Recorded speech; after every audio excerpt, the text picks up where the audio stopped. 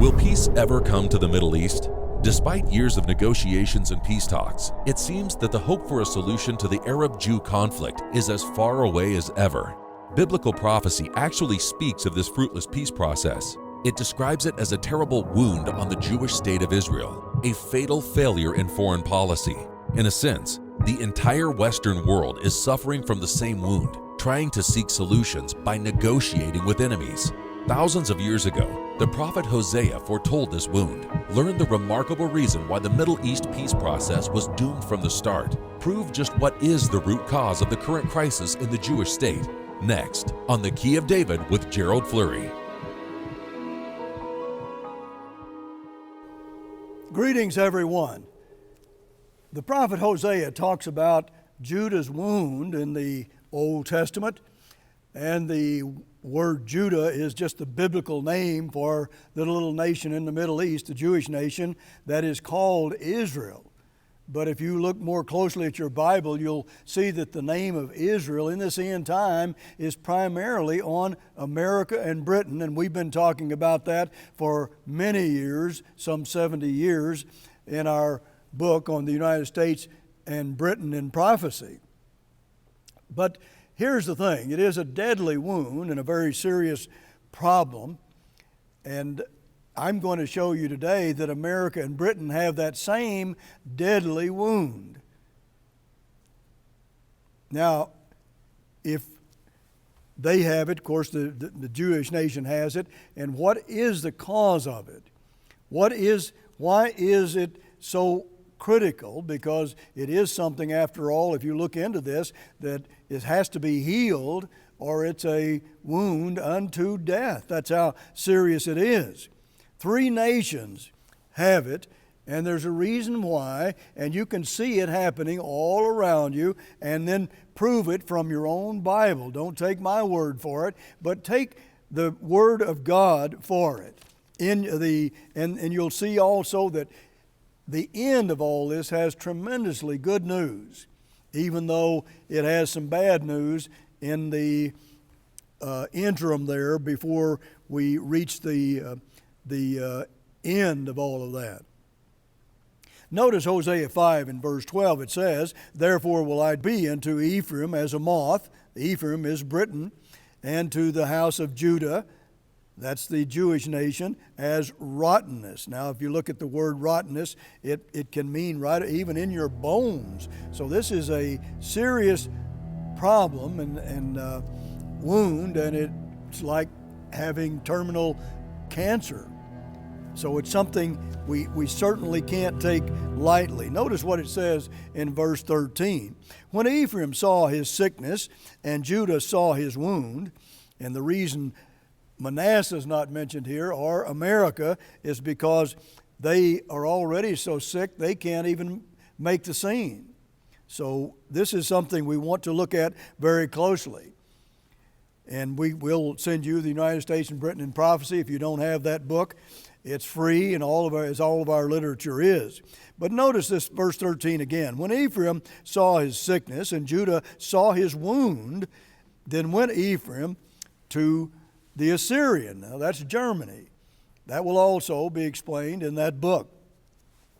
"And sent to King Jerob, yet could he not heal you, nor cure you of your wound." So he couldn't heal you. Well, what is God implying there? Well, only God can heal us. That's what he's saying. Some man, some human being cannot heal us, but God can, and we need to be healed in this area of the wound especially. The Lang's commentary states that the word Jerob, the German leader, means warlike monarch. The Sonsino commentary translated it as king contentious. This man will be far more dangerous than Hitler was. Now, we explain all that to you in our material.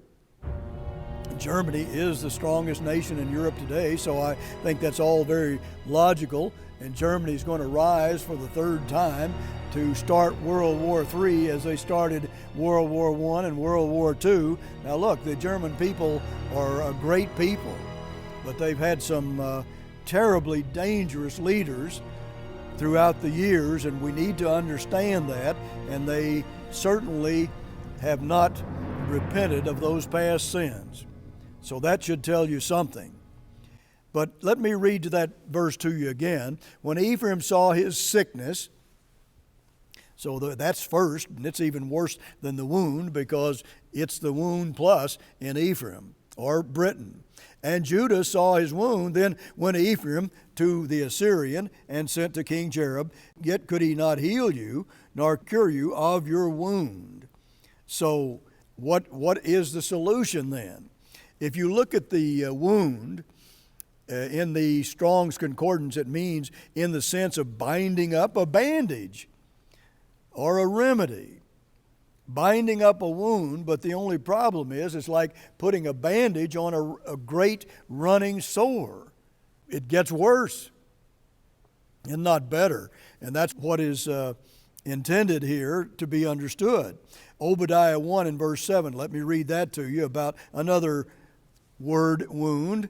All the men of the confederacy have brought you even to the border. The men that were at peace with you have deceived you and prevailed against you. They that eat your bread have laid a wound under you. There is none understanding in him. So the wound here is it like a fraud. It's a fraudulent peace deal or a snare that is used to trap people in a peace pact. Now, we're into peace pacts all over the place today, and I tell you that these are the words of God. This is not my word, and we need to look and see what God has to say about this. This is critical to the safety of these three nations. And today we try to negotiate with people who are determined not to have peace with us, but to destroy the nation of Judah and also America and Britain. In their spirit, they've made that very clear, that that's what their goal is. In 2005, Israel evacuated 9,000 Jewish people from the Gaza Strip, and they just turned it completely over to the Palestinians. And then from that time on, they started launching rockets over into Israel, or the nation called Israel, Judah actually, biblically. And they started launching rockets over into their country. And they've been doing it to this day. Wouldn't you say that's a wound? Yet there's a peace pact there with Gaza. They gave them land and thought that would make them happy and they'd be grateful, but they've never been grateful for any of it. They've just continued to hate the nation of Judah more and more all the time. And then, of course, Gaza became a proxy of Iran, and Iran is the number one terrorist-sponsoring nation in the world, and that makes the problem tenfold worse than what it was originally. And the West Bank Palestinians have now joined themselves with the Gaza Hamas terrorists, and so the wound just gets worse and worse and worse. What can we do about this deadly wound? God tells us if we're really interested in listening to God. The Jews have retreated from South Lebanon, and the Hezbollah terrorists moved in and took over that part of Lebanon, actually all of Lebanon. And again, they became a proxy of Iran as well. So Iran virtually has the little nation of Judah surrounded. And they're vowing to the world that they're going to wipe them off the map. And they call them the little Satan and America the big Satan. So we're not their friend. We may negotiate with them, but they're our enemy and an avowed enemy, and have told us that repeatedly and say it before the world all the time. Death to America. You hear that chant just weekly in Iran. Now, here's the real problem here with America and Britain is that America especially gives a lot of aid to Israel, and they have a great deal of pressure that they can apply. And in all of these deals where the Judah has given up land, America and Britain have put pressure and force on them to do so. So they're in the same spirit. They have the same wound. And it really sums up the problem between America and with America and Britain and the Jews in the Middle East, the Jewish nation in the Middle East. They are the two birthright nations, America and Britain, and the scepter nation, Judah, or the Jewish nation.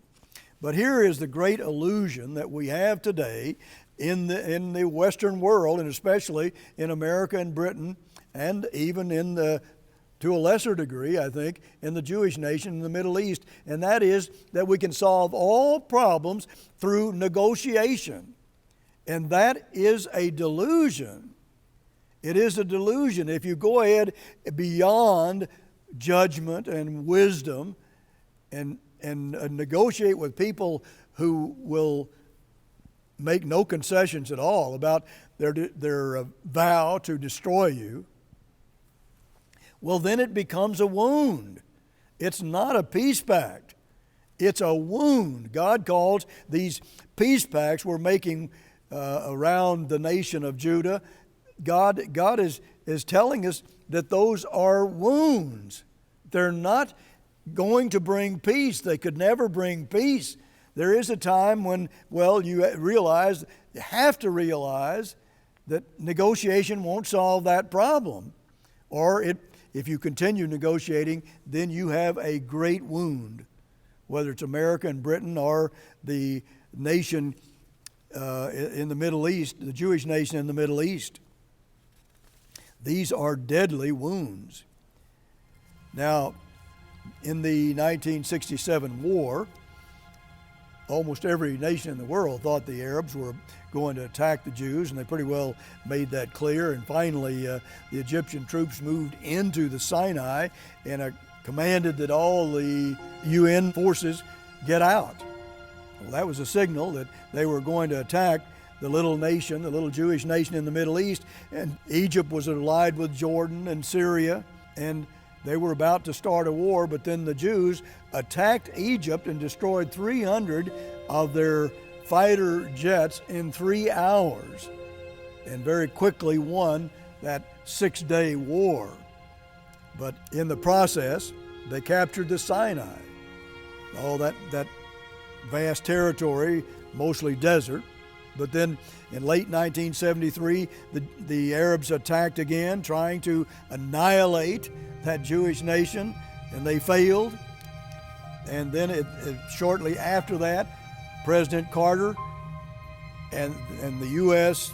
and Britain pressured the Jews to give back the Sinai to the Arabs. Now, they did that, and in a way, that was really the beginning of the Arab peace process, the Israeli-Arab peace process, it's called. Even though they don't have the name Israel on them, as do the other two nations, especially in this end time. So here you have a people that say they are all from the ancient tribes of Israel, and yet Mount Sinai is in the Sinai desert. At least most people would think that. And here is a place where God gave the 10 Commandments to Israel and made them His nation. God was ruling over the tribes of Israel. He was their ruler. And now, they gave up the Sinai and all of that fabulous history that really they should not have done.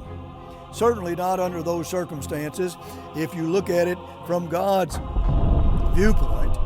After all, in both of those wars, the Arabs were trying to annihilate the Jews, wipe them off the map. And they continually have that goal. And yet we try to negotiate. And the Jews give up more land and more land and more land, and they have so little. And they've given it back, and that's like a first time in history that's ever happened like that. And yet the world expects the Jews after they're attacked repeatedly to give the land back. Isn't that amazing? Isn't that unfair? Well, they do it through a peace pact, and it is a wound for Judah. And it is a wound for America and Britain because we continually pressure them to go along with that. Now, that is a deadly, deadly wound. And the United States and Britain had a lot to do, especially the United States, had a lot to do with them, the Jews giving the Sinai back to the Arabs. So the attitude here is what's causing so many problems. I'll just read you just one Jewish fellow's comments on this. Shmuel Snitzer wrote in Mariv, or the Mideast Mirror, back on September 14, 1994, "Suddenly we are gripped by a will to withdraw." The Jews just want to withdraw. It's a will to withdraw, not a will to stand up and fight for what is yours, but a will to withdraw. We are a generation that is betraying its forefathers, their faith and their sacrifice.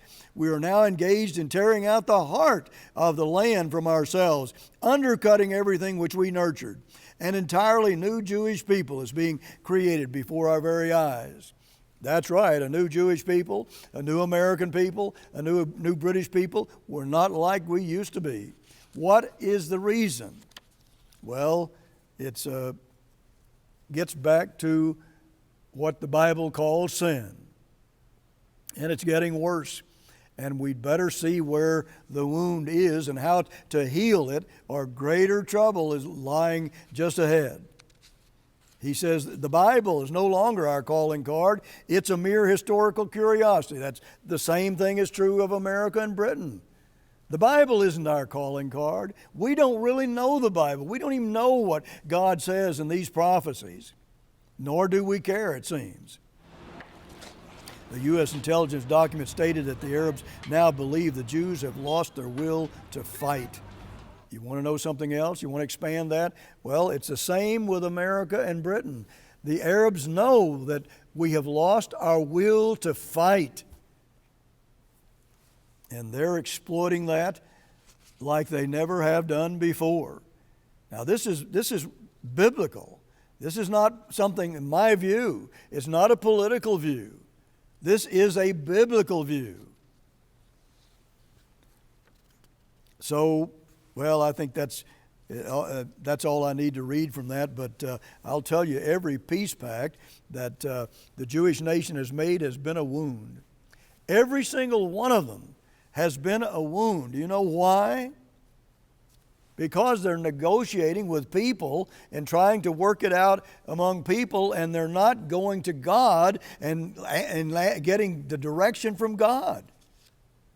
God would tell them what to do and guide them and how they should conduct themselves in that way. But you cannot negotiate peace with people who want to kill you and will continually tell you they're going to wipe you off the map. And they won't even when they sit down and discuss some kind of a peace treaty, they won't even tell you that they're going to say that they won't just annihilate the little nation of Judah. They won't even tell anybody that. They won't say it in the peace conference. So we still continue to pressure them, and what a delusion that is, and what an illusion it is as well. It's the principal delusion is, though, that somehow we can always solve problems by negotiation. There are many severe, violent problems that we can never solve by negotiation. When you get right down to it, it's much like Winston Churchill said, really war is about the only way you can solve anything. That's just the way it is with our own human nature. I mean, no great nation thinks like we're thinking today. And it's going to bring serious problems into our lives. We have not given up our hope for peace. That peace process is a wound. Now, if you look at the power that the Jews have in the Middle East, they have nuclear power. They're really, I would certainly say, the most powerful nation in the Middle East. but they lack the will to use that power because they're in this peace process mode. Instead of using that power when people say they're going to annihilate you and confront them one way or the other, well then you're going to have a lot of wounds if you're not willing to do that. But God says, I have broken the pride of your power, and He's talking to all three of those nations, Leviticus 26 and verse 19, and He did it because of our sins. See, we don't have the will to fight, and we don't have the will to stand up, and we keep trying to negotiate when there's no way to negotiate a solution because the other side doesn't want a solution, a peace solution. They don't want that. They want war. They want to annihilate nations, especially the Jews in the Middle East. So that's what you're really up against. Notice verses 8 and 9 of Hosea 5. Blow you the cornet in Gibeah and the trumpet in Ramah. Cry aloud at Bethaven after you, O Benjamin. Ephraim shall be desolate.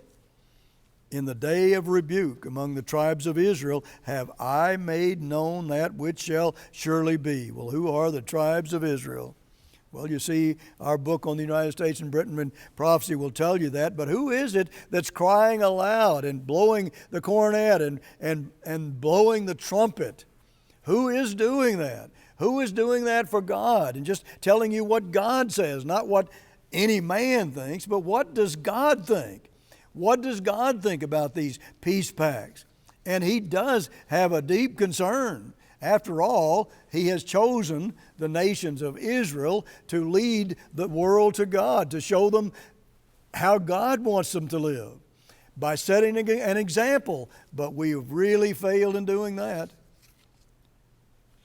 But here God warns the nation and tells them, all three of those nations, where they're going and where they're headed if they don't change their course, if they don't remove those wounds and realize that this peace process is a cancerous wound unto death. I mean, there are consequences when you live that way and conduct yourself that way. Notice verse 14. For I will be unto Ephraim as a lion, and a young lion to the house of Judah. And same way with the America, and many other scriptures tell you that. Even I, God, will tear and go away. I will take away, and none shall rescue him. God is going to punish if we don't quit being so weak and trust in ourselves or trust in our enemies instead of God. Trust in people who want to kill us instead of God. That's incredible. That's shameful. Verse 15, I will go and return to my place till they acknowledge their offense and seek my face. In their affliction they shall seek me early. Now, God says, I will go and return to my place until they acknowledge their sins. God is going to come. God is going to conclude the final chapter of all of this. He is going to be the end result of it, and the second coming of the Messiah is going to solve these problems. And only He can. They're just getting out of hand, but a lot of sin is involved that He hates and is telling us to change our ways. All of us, me, everybody. I mean, to tell you, Jerusalem is just fraught with international tension, and there's a reason why. And God says they're in a bloody deadlock right now, and it's going to get a great deal worse. And if you look, I'll just kind of paraphrase some of this, but in Jeremiah 8, in verse 5, and Jeremiah is also an end-time book. You can read that in Jeremiah 23 and verse 20. But here, Jeremiah talks about what we're really seeking today. In verse 8 and 9, he talks about we have rejected the word of the eternal and what wisdom is in them. And then the verse 7 talks about my people know not the judgment of the Lord. They don't know what God's judgment is. They don't know what wisdom, God's wisdom is. And they should know. They were chosen by God to show the world that, but they failed miserably, except for spiritual Israel, the church. Now God has chosen the church. But notice verse 10 talks about, I'll just read the last part, from the prophet even unto the priest.